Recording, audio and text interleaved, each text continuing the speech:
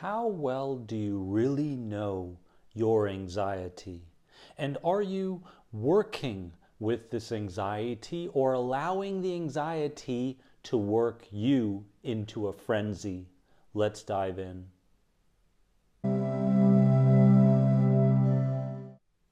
Friends, welcome to another important video on my channel. Thank you for joining me, and don't forget to subscribe to the #1 anxiety support channel on YouTube right here. And if you want to learn more about any of my anxiety recovery programs, click here. Today is about understanding anxiety better, because what's going on right now, from what I notice and what used to take place in my life, is there's a lot of I ams. I am this and I am that. And what's happening is we are internalizing some of the unconscious patterns, mental, emotional, behavioral, verbal patterns, rather than understanding that all of these things are coming from a place of anxiety and a dysregulated nervous system.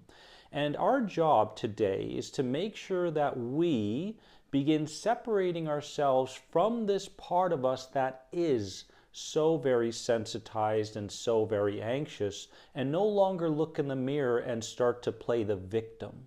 So that's what I want to do today. I want you to get more acquainted with your anxiety, to understand it isn't you, but it's a function of you. A function of you that is highly exaggerated in so many ways, but it isn't you. And as we continue moving along our healing journey, we will start to detach ourselves from these unconscious patterns. So, what is anxiety?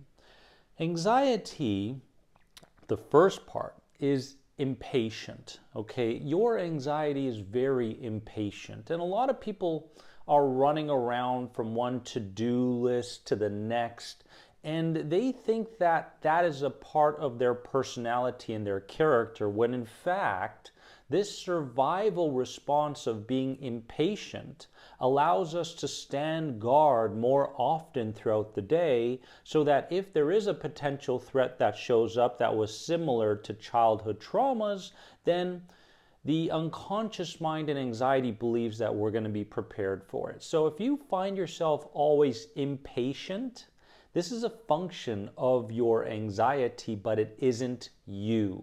Can you relate? Comment below. Anxiety does not appreciate flexibility in mind, okay? So you may feel like you are very tunnel visioned, inflexible in how you see things, how you perceive things, and how you react to things. This is again a function of anxiety and a dysregulated nervous system, right? And once we start to become more flexible, when we start to go, wow, I can start to see this experience from a different pair of eyes, listen to this experience from a different pair of ears, so on and so forth, then what happens to us is we become more open-minded and open-hearted. We become more empathetic towards others, and we become more compassionate towards ourselves. So I want you to understand that this inflexibility is not you, but it's coming from the function of you, the anxiety part of you. If you're experiencing this, please comment below. If you are not occupied physically, it will keep you occupied mentally. Ooh, that's a big one that anxiety tends to do, right? So if you're not running around like a chicken from one thing to the next, then you say, I'm going to give myself some time to meditate. I'm going to give myself some time to relax, lay down, take a nap. Anxiety and this dysregulated nervous system will pop up, and soon you'll notice that it's kind of like going from one radio station to the next without you consciously changing the channel, right? It's like all these thoughts and all these ideas and all these images start to pop up because you're not so involved physically, behaviorally, verbally with the outside world. You're giving yourself time to relax and calm down. And all of a sudden now, because for so many years you've been stuck in a state of stress, high stress, that you have dysregulated your nervous system, this is a very common reaction to anxiety. Okay, so If you feel this again, it's very important for you to understand that you go, well, anxiety now, because I'm not doing anything physically and I'm laying down or meditating, anxiety will look to try to pull me back into franticness through the mind, right? And as long as you recognize that this is happening, you no longer have to get caught up in the cycle and the patterns of these thoughts and these images that are crossing your mind.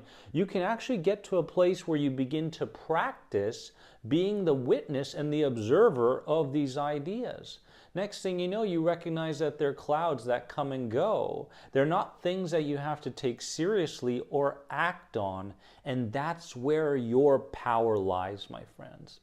Anxiety is very quick fix oriented, right? Where's the quick fix? Is it in this book? Is it in that video? Is it in this support system, this supplement, this magical special technique over here that I just heard about? Anxiety goes, yeah, do that, right? But the only problem is if you don't get the result, if you haven't overturned some of the things that are become patternized in the subconscious mind and body, if you don't overturn those things right away, anxiety will go, nah, it's not working for me, right? It's not for me. I got to look somewhere else. I got to keep my options open, right?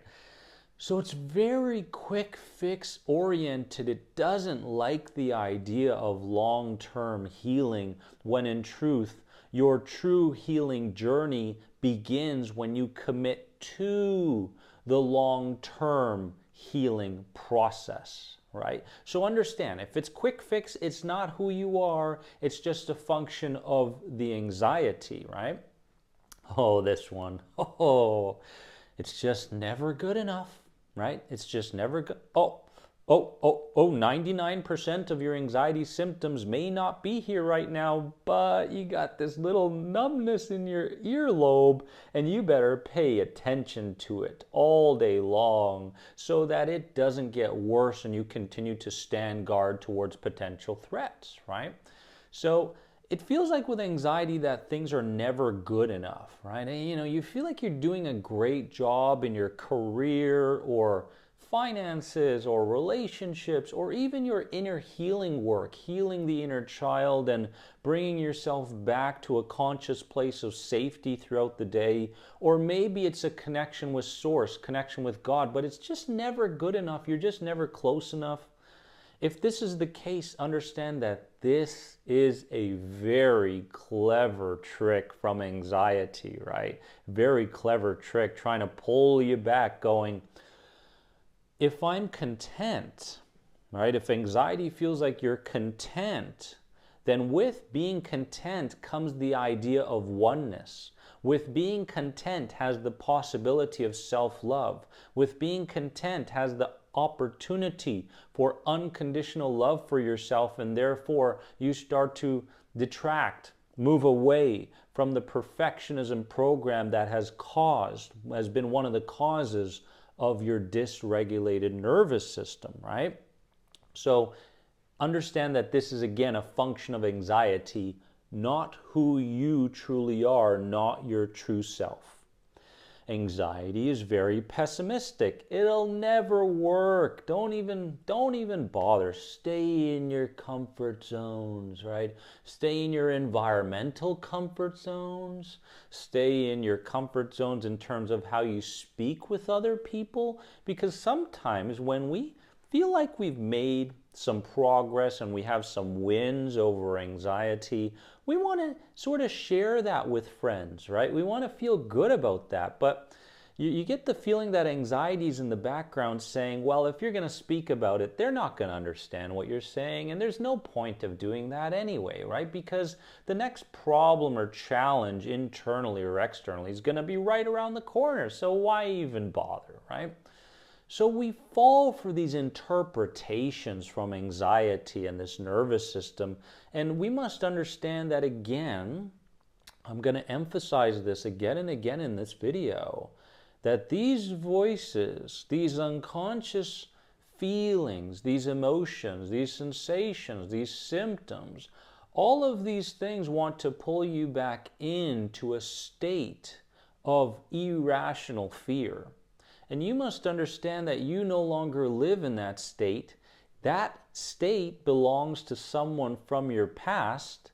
And once you understand that, you can start to give it back to that person and begin to come from a place of kind of Sherlock Holmes investigating, who am I truly? Truly, who am I?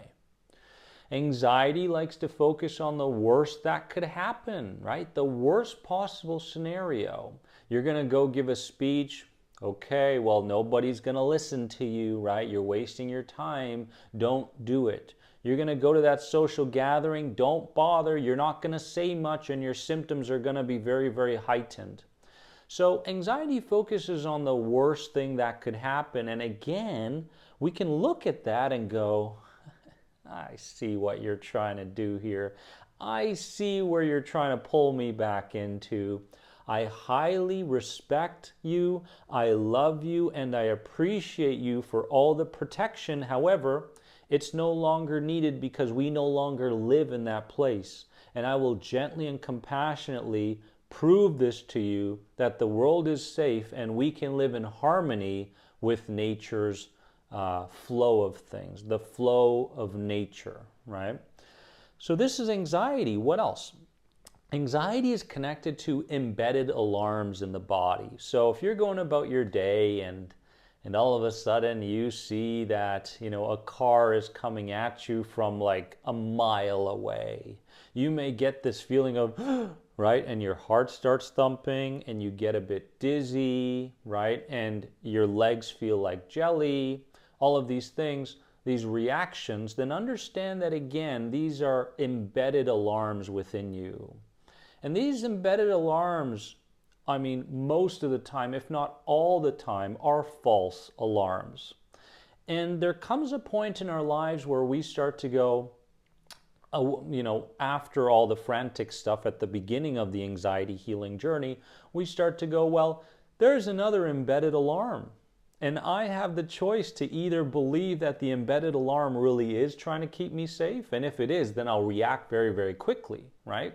And that's fine. However, I noticed a pattern with these embedded alarms that show up through my body, that these are false alarms. And because they're false alarms, I don't have to send a second dart based on the first dart that was thrown, based on irrational fear. So these embedded alarms may be embedded in your body, but it's our turn, it's our time to start reteaching the body that this particular experience is in fact safe, okay? And just that mindset alone right now, without focusing on, well, what do I do, is enough. Because the mindset must come before the skill sets, my friends, okay? I am teaching the body what is real, what is not real anymore at this juncture in my life. I am ready to provide safety to the mind body, okay? Anxiety loves labels and associations. That means that, this is that, this is that, this is that. The only thing is, labels are normal. These associations are very normal, and to some degree they are necessary in our lives. However, we get stuck in old labels. We get stuck in old associations. For example, when you look in the mirror, do you see somebody who is making progress in their healing journey, one small, gentle step at a time? Or do you see someone who's in a rush that just isn't where he or she wants to be? Do you see someone who's a bit of a victim? Do you see someone who's a victim of their past, maybe, who continues to live out these same associations and feelings and emotions that were embedded from the past? What do you see when you look in the mirror? The most important association is that very moment when you look into the mirror and you answer the question of, who am I now, right? Who am I now? And what's important is you no longer see yourself the same way you saw yourself yesterday or in the past. Because things are happening here. Things are changing. There's a transition going on, and it's up to you to align. There's a key word. Align yourself with your true self. Okay, that's very, very key. So don't fall for the associations, don't fall for the labels, these sorts of things. And finally, anxiety prefers mental connection over physical connection. Okay, so what it wants you to do is it wants you to try to solve each and every problem through the mind. Anxiety doesn't want you to get back in touch with the body. And if you notice in my surrender sessions and my meditations and emotional reframing practices, we are involving the body because the body is the largest part of the subconscious mind. Your body is 100% memory. And if that's the case, we need to not change or alter the memories. We need to prove to our bodies that we're no longer stuck in our past. This is how we regulate the nervous system to prove over and over and over again through the body that we're no longer stuck in our past. So go from trying to solve problems mentally and trying to fixate on what the best solution is. Move from that place to feeling what's going on, the sensations, the feelings, the emotions. If there's an embedded alarm that shows up and your heart is thumping, be with that very moment. And in that very moment, simply by focusing your attention on what sensations and feelings are going on in the body, you have already taken a massive step towards healing and reassociating the world towards safety, right? Simply by being with those bodily reactions, my friends. So I hope you got to know your anxiety a little bit better today. If this video helped you, please give it a positive comment, a like, and share it with someone out there in need, please, because there are so many people out there right now that really need this content. So if you share it, it would mean so much to me. And again, if you want to learn more about any of my anxiety recovery programs, click right here. And I'll see you in the next video. Remember that you are more than anxiety.